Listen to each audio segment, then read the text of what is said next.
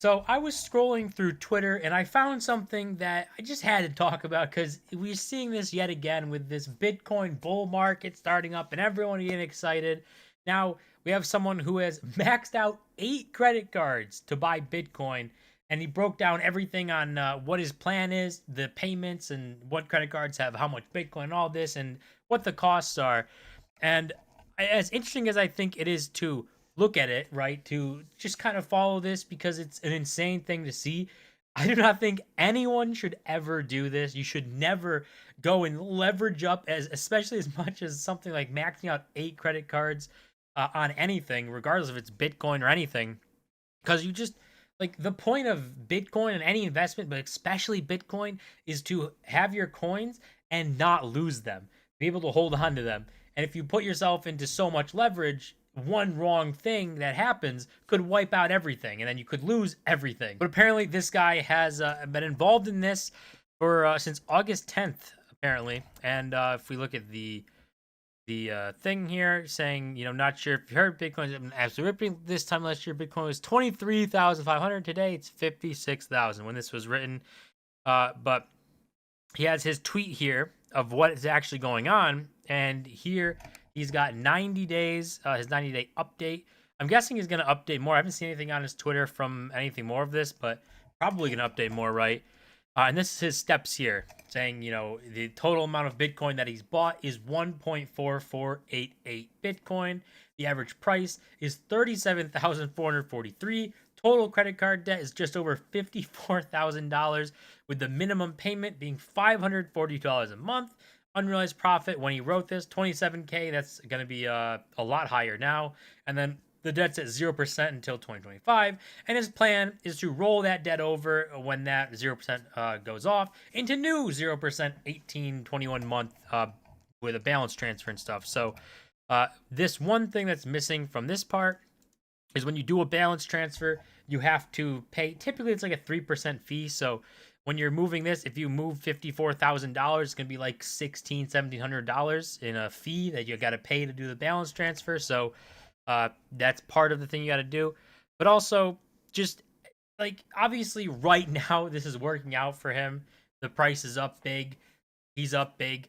But in order to clear that debt, he has to sell some, right? And when you sell some, now you're selling $54,000 if it's whatever it's worth. If his Bitcoin 1.44 right now, that'd be what, like 120,000, somewhere around there. But if you'd have to sell 54,000, then you have to pay taxes on that. Short-term gains, you're going to be less, and you'll still be left with some Bitcoin, right? You'll still be left with a decent amount of Bitcoin. But the risk here is what's insane. Putting it on credit cards is just insane. Although for this person right now, it's working out. Like the price is rallying, things are going great. He's got to feel like a genius doing this. The problem is if something stops working, right? Or if he can't make this payment and he's forced to sell, then he has to pay the taxes. Then he has to do all this different types of stuff. So if something happens, if the price went down, right? Say we had some massive thing happen, Bitcoin gets cut in half and falls to $30,000. Now he's in the negative. That payment's still there, right? Now you can't sell Bitcoin to get out of debt. Now you've screwed yourself. And that is something that could come along with this types of stuff, with this type of going about things like leveraging up like this.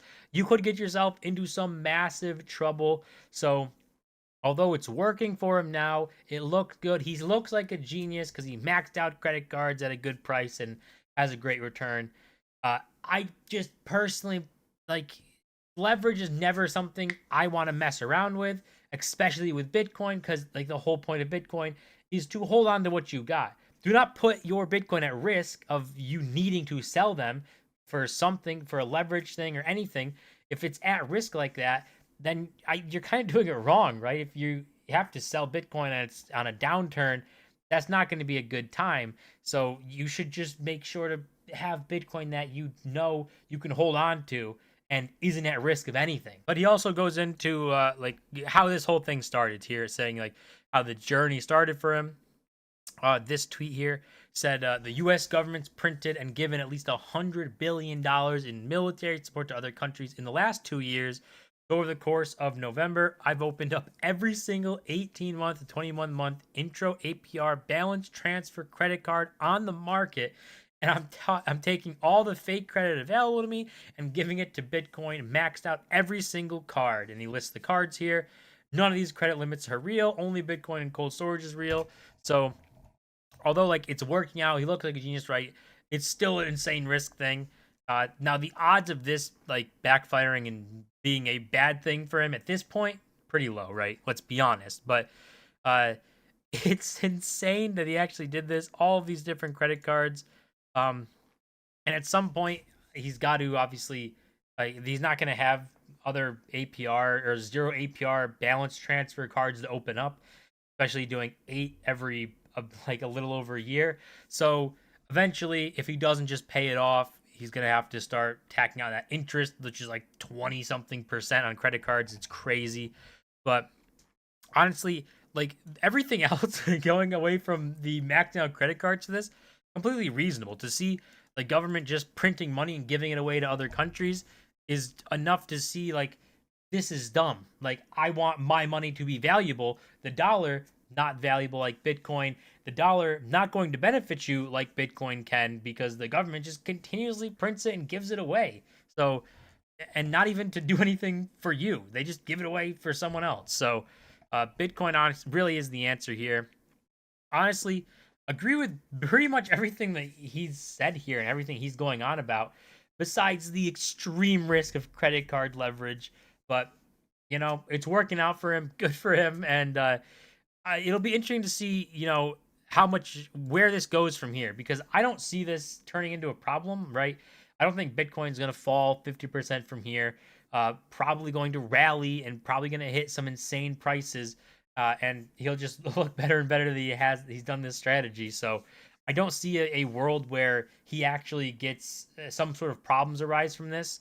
I think he's probably in a good spot. Probably got really lucky with his timing and stuff, but uh, nothing looks like it's going to backfire on him. So he maxed out his 8 credit cards, bought all that in Bitcoin, and is sitting pretty, waiting for to see what happens, what the price does, and waiting to roll over the debt. Apparently, no plans of paying it off. So maybe if Bitcoin goes to insane numbers, maybe he'll sell some and pay off some of the debt. But that's going to do it for this video. As always, don't forget to smash the like button and subscribe, and I'll see you guys in my next video.